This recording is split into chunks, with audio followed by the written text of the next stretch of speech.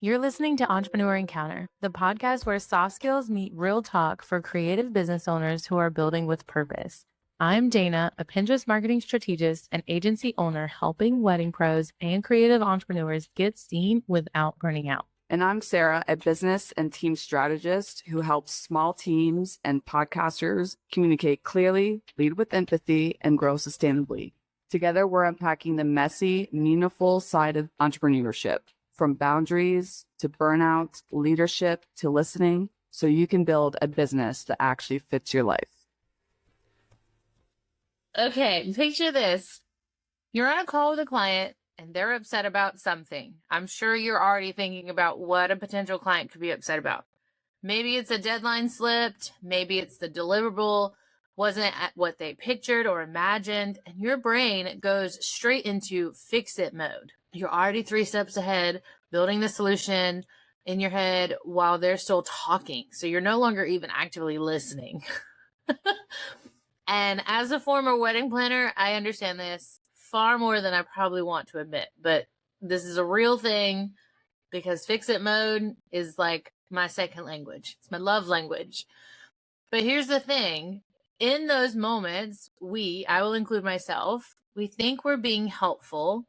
You think you're being efficient, but what they actually needed in that moment was not a quick response fix solution. They need to feel heard, that you understand before they get helped. And there's this gap between solving and understanding. It is something almost, I'm pretty sure every entrepreneur runs into. You know, you're so used to being the problem solver. Like Dana said, like, I want to kick it into gear and solve this problem right now. And then you skip the step that actually builds the relationship. And today we're talking about empathy. You know, not the soft, fluffy version of it, but empathy as a practical, learnable skill that affects your relationships, your team, if you have one, even how to negotiate. We're covering what empathy actually looks like in a business context. So why it tends to get pushed aside when things get busy, and a few specific ways to build it back on into how you communicate starting this week. If you've ever walked away from a conversation and thought, I handled that wrong, even though I had good intentions, please stay tuned to this episode of Entrepreneur Encounter. Before we get fully into it, though, I want to quickly mention something that we're doing called the Spotlight Swap.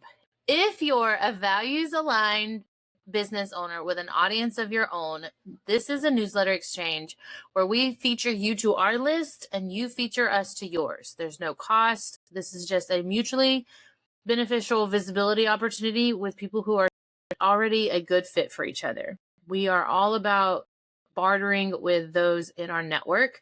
So if this sounds interesting to you, the details are going to be in the show notes. Now let's get back into how you can handle things in a better way. So empathy is understanding and sharing what someone is feeling, not just acknowledging it, but actually stepping into their experience for a second.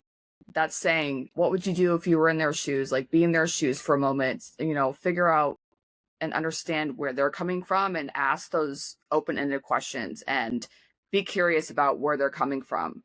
And empathy isn't agreeing with someone. It isn't taking on their emotions as your own. It's nothing like that. It's recognizing what's happening for them, what's happening to them. Even if you'd handle the situation differently, you can empathize with the client's frustration without agreeing that the frustration is justified. Those are two separate things.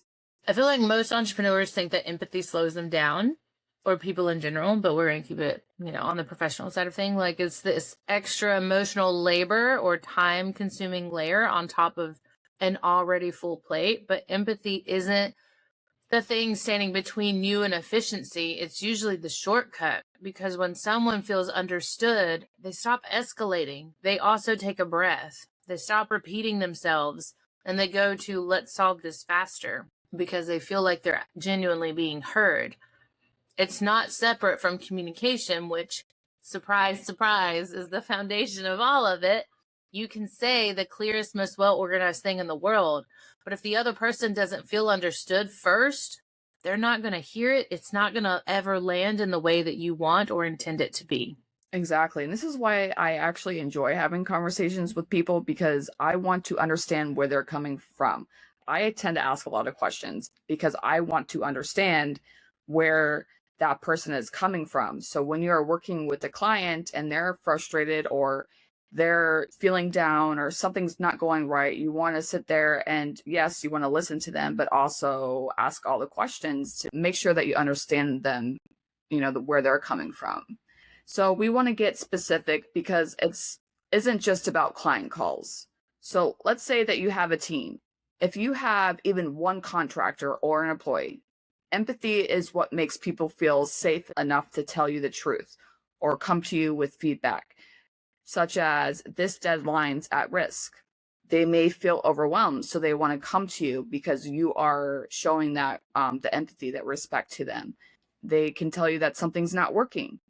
And without it, people just go quiet. If you are not showing up for the people that you've hired, even that one person that you've hired, and you're not showing up in a way that you're showing empathy or showing that you care for them, they're going to go quiet and eventually they're going to leave. And quiet is expensive. You don't find out something's wrong until it's already a problem. And then with clients, it's your retention. Anyone can deliver a service. What makes people stay and even refer you is feeling like you actually understand what they need, not just what they ask for you on paper. And the one people don't expect is negotiation. We tend to think of negotiating as a competition where empathy would make you soft, but understanding what the other side actually needs, what's driving their position or their viewpoint, is how you find the deal that works for both of you, instead of one where someone walks away resentful or feeling like they got the short end of the stick. Deals made out of resentment don't last. They don't offer up referrals for down the line, and they either fall apart or end the business relationship in a negative way and not a positive one. Okay, so let's get a little practical here. So because empathy, I wouldn't say it's a personality trait. You either have or don't. It's a skill. You can actually train yourself on how to have the skill, the soft skill of empathy. So first one is active listening, but the real version, not waiting for your turn to talk. You want to actually pause and listen to the person that's talking to you.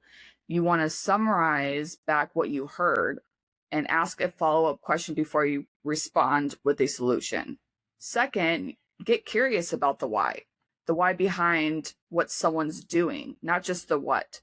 If a client keeps pushing back on something, there's usually a reason underneath it that has nothing to do with you. And third, make space for people to actually say the hard thing, which is uncomfortable for everyone involved until you get used to doing it. Yeah. After a hard call, ask yourself, how did that probably feel from their side? You don't need to completely workshop it and dissect it into 100, points of view. Just a few minutes of honest reflection. In full transparency, I do this with my kids. When they test something out and try to explain something, I'm usually, the first question I ask is, what did we learn? And then we kind of do a quick reflection and then we move on, because it's not meant to be a big deal. It's meant to be a learning case, a self-awareness case, and going on from there. So none of these require like a complete personality overhaul. They're small, repeatable shifts that you can implement and kind of keep it moving so that it becomes more natural. Exactly. And I believe that the reason why we're doing this podcast, right, is to help you learn these skills, help you train in your own way. Everybody's different. Everybody's learning style is different, whether you watch our YouTube channel or listen to the audio version of our podcast. We want you to learn at your own pace, at your own capacity. So if there's ever like a skill that, maybe you want to hear, learn about, definitely let us know, because again, you're not changing who you are. You're just learning new skills that are going to help you in the long run, both in your professional and your personal life. So if there's one thing to take away from today, empathy isn't the thing slowing your business down. It's usually the thing that's been missing when things feel harder than they should. So try this when you're in a conversation this week. Before you respond with a solution, pause and reflect back what you heard first. See what changes. And don't forget about that spotlight swap that we mentioned early on. And as always, all of our information is in our show notes. Until next time. You can now follow us on LinkedIn at Entrepreneur Encounter. Thanks for spending time with us today. If something in this episode gave you a fresh perspective, share it with a friend or send us a DM. We love hearing how these conversations land with you. And if you're curious about how soft skills can support your next season of growth, we each have more resources to share. You can find Dana on Instagram at danas.desk.nc for Pinterest strategy and intentional marketing. And Sarah at UR Remberts for team development, business leadership, and podcast support. Until next time, keep leading with purpose and growing with intention.